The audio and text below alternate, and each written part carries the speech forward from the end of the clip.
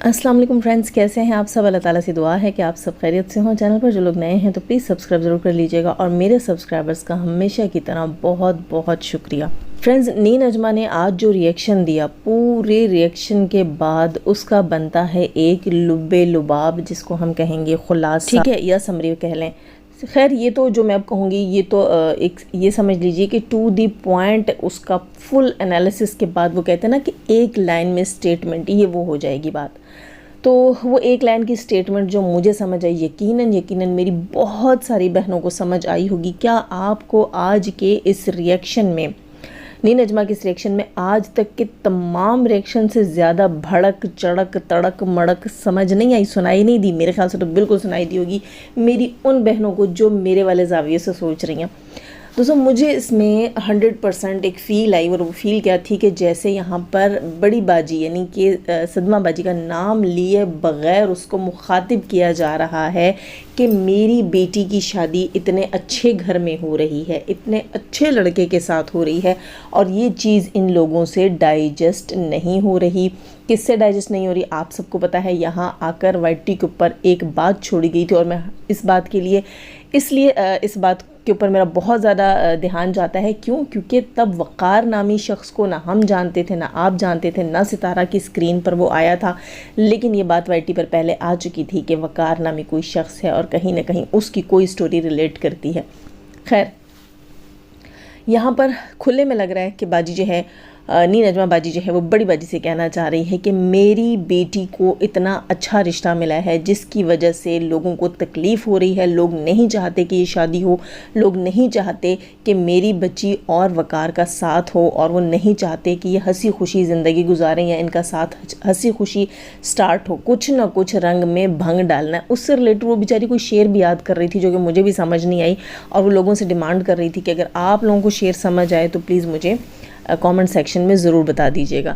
तो उस शेर के जो बोल वो बेचारी बोल रही थी, उससे भी कहीं ना कहीं यही लग रहा था कि वो बड़ी बाजी को इस बात के ऊपर टारगेट कर रही है कि तुम जो है वो कहीं ना कहीं इन सारी चीज़ों के पीछे हो, और तुम नहीं चाहती कि वक़ार और फातिमा की शादी हो।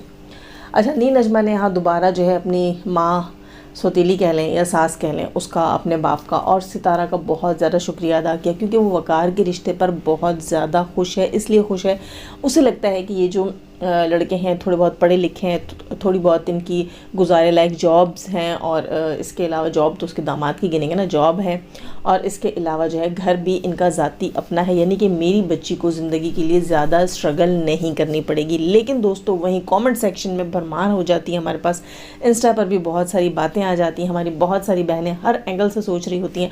उनका कहना भी यही है कि बड़ी बाजी के पास भी वक़ार से बेहतर ऑप्शन आई थिंक नहीं था, इसलिए बड़ी बाजी कहीं ना कहीं गेम चेंजर बनकर बैठी हुई है पीछे, और एंड टाइम पर गेम चेंज कर रही है। दुनिया दिखावे के लिए इसने एक अबाया ख़रीदा है, ठीक है, एक गाउन ख़रीदा है इसको ब्राइड को गिफ्ट करने के लिए, शादी का तोहफ़ा। अगर इसने सच में इस शादी में खुश थी और तोहफ़े भेजती तो कोई इतनी दूर से और सऊदीया से बैठकर, जहाँ की करेंसी आपकी कंट्री की करेंसी से बड़ी है, और जहाँ के लोगों को तवक्को होती है, जैसे कि अब नीन अजमा जो है वो गरीब है, ठीक है, और सदमा ख़ानदानी अरसे से बकौल मतलब उनकी फ़ीलिंग्स को देखा जाए तो ख़ुद को अमीर फ़ील करती है। तो एक अबाया ही निकलता है इस बंदी में से, और कुछ भी नहीं दिखा हमें। अगर सच में इसने शादी में कुछ देना दिलाना होता, भले आती या नहीं आती, तो अबाया, गाउन, बुर्का, ये मेरे ख्याल है कोई गिफ्ट नहीं था।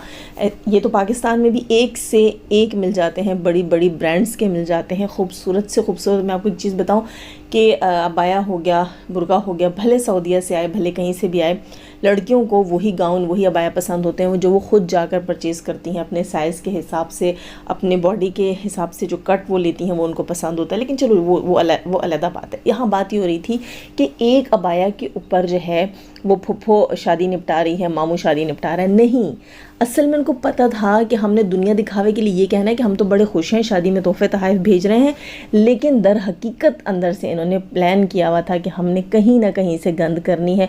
और गंद क्या करनी थी जनाब? आयशा भी इस शादी पे खुश नहीं, बड़ी बाजी भी इस शादी पे खुश नहीं, और जहाँ दो औरतें मिलकर फितना करें और दो मर्द भी साथ मिल जाएं तो फिर क्या ही कहना। अच्छा, याद आया मर्दों से, ये जो चिशमिश है जिसके चैनल पर शायद आज भी ये बंदा लाइव आकर बैठ जाए, इसी के चैनल पर एक शॉर्ट थी, उस शॉर्ट से याद आया कि आप लोगों के साथ शायद मैं यहाँ शेयर कर दूँ, निशान लगा देती हूँ क्योंकि अक्सर मैं भूल जाती हूँ चीज़ें ऐड करना। तो यहाँ पर मैं वो शॉर्ट ऐड करूँगी, उसके कुछ सीन्स ऐड करूँगी। यहाँ ये बंदे ने शॉर्ट बनाई थी कि अमीरों के बड़े भाई और हमारे बड़े भाई कैसे होते हैं। तो अमीरों के बड़े भाई का जब इसने रोल किया था तो इसने मुस्तफ़ा को बिठाकर छोटा भाई बनाया था, बड़ी बाजी के बेटे मुस्तफ़ा को, सऊदीया वाली को, ठीक है।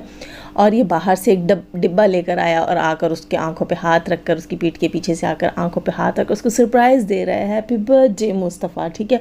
और वो भी थैंक यू कर रहा है। उसके बाद जब इसने कहा कि हमारे बड़े भाई, और फिर ये अपने बाल ख़राब करके आकर बैठ गया है चेयर के ऊपर और मुस्तफ़ा को पास बुलाकर और उसे गोद में रख के पीट रहा है।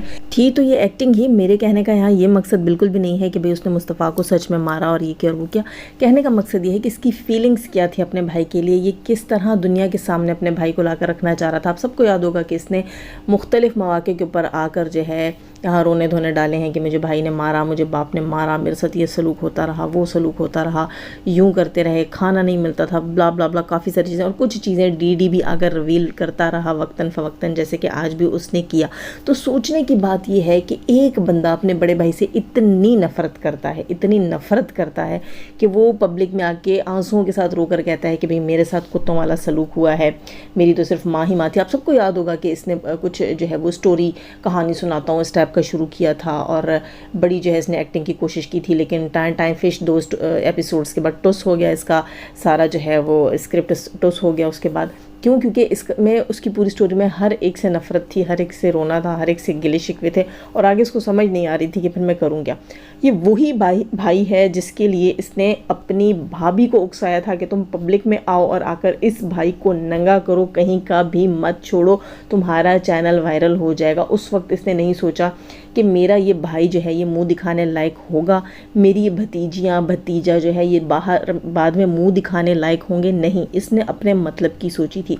क्यों? क्योंकि ये भाई से नफ़रत करता था, कहीं ना कहीं इंतकाम इनके अंदर मौजूद था, वो इंतकाम इसने लेना था। क्योंकि ये जो सदमाबाजी है वो भी इतनी नेक परवीन नहीं है, ठीक है, कि उसके साथ देवर प्यार करता हो, उसके साथ नंदे मोहब्बतें करती हूँ, बिल्कुल भी नहीं। वो इतनी मतलबी औरत है जो अपनी माँ से मतलब निकालती रही है, तो इनसे कैसे नहीं निकाला होगा। ये वही भाभी है ना जिसने कभी खाने का नहीं पूछा। ये बंदा खुद कहता था कि हमें खाना मिल गया, नहीं मिला, हमने कभी किसी से नहीं कहा मिल गया तो खा लिया, नहीं मिला तो भूखे सो गए। इसने ये रियलिटीज़ खोली थी अपनी भाभी की, ठीक है। इसने सामने आकर भाभी का नाम नहीं लिया था, सारी चीज़ें बोली, भाई से रिलेटेड बोली, बाप से रिलेटेड बोली। आज वही बंदा हल्ला शेरी देता है, लाइव में बुलाता है और कहता है शेर आ गया, और क्या करता, सॉरी वो वर्ड मैं भूल गई, दिन को मैंने अपने रिएक्शन में बोला भी था ये वर्ड, कि कोई दगड़ दल्ला टाइप का, दगड़ा पता नहीं क्या टाइप का, इस तरह का जो गंदा सा वर्ड होता है वो भी इसके मुंह से निकल गया। ये अपने भाई को बटरिंग कर रहा है, ठीक है, ये अपने भाई को बटरिंग कर रहा है। आखिर क्यों? आखिर ऐसी नौबत क्यों आई है कि ये अपने भाई को बटरिंग कर रहा है? दरअसल पीछे इनका एक ही मकसद है।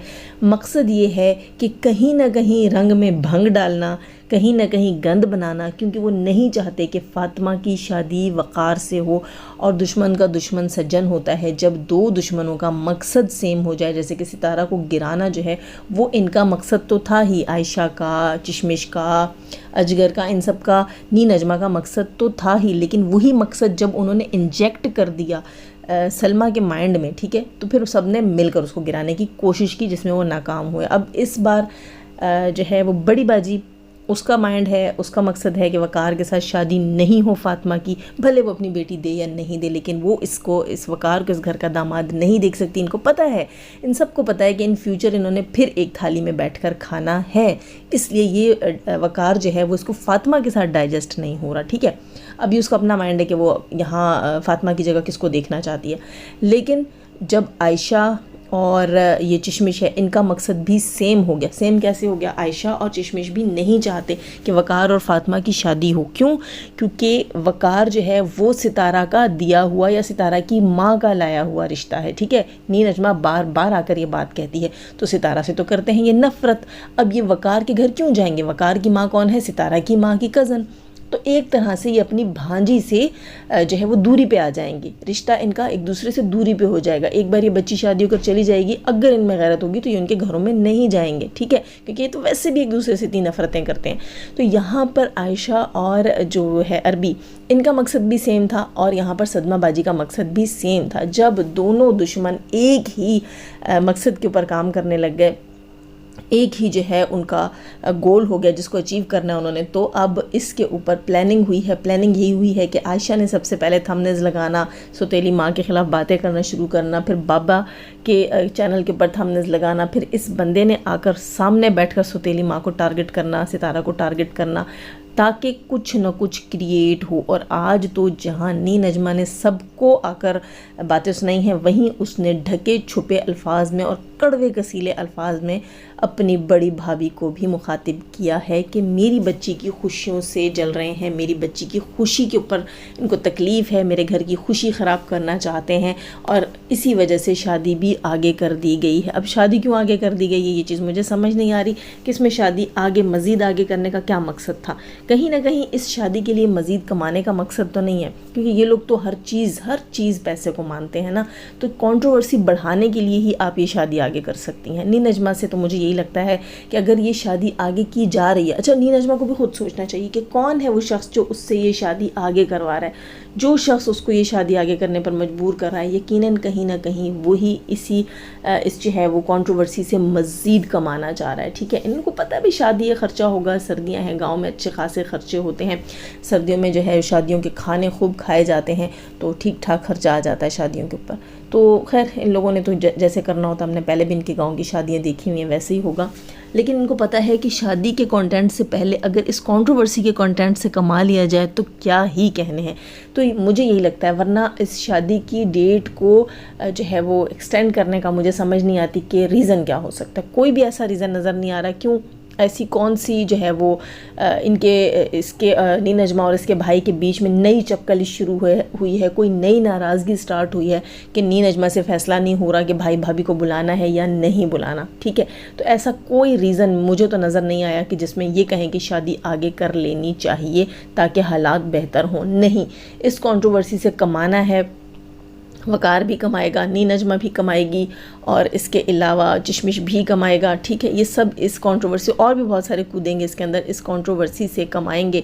इसलिए इस शादी को पोस्टपोन किया जा रहा है, इसकी डेट को मज़ीद आगे बढ़ाया जा रहा है कि चलो भाई आजकल जो है वो डॉलर्स की बरसात होने लगी है, तो चलो यूँ ही दाव लगा लेते हैं। क्योंकि इन सबको पता है कि इन सब के चैनल्स जो हैं वो डाउन चल रहे हैं। इन सब में सिर्फ और सिर्फ सितारा का चैनल जो है वो स्टेबल चल रहा है, क्योंकि वो किसी कंट्रोवर्सी के बगैर चल रहा है। अच्छा, दूसरी चीज़ यहाँ पर जो सवाल उठता है, डीडी ने सवाल उठाया हुआ है जनाब, कल उसने किस शख्स की बात की थी, कोई फ़िरोज़ा वाला और कोई बलोच था, उसकी बात भी की डीडी ने। वो बात भी इस बंदे ने क्लियर नहीं की। ये दोनों भाई लाइव तो आए लेकिन डीडी के सवालों को क्लियर नहीं किया।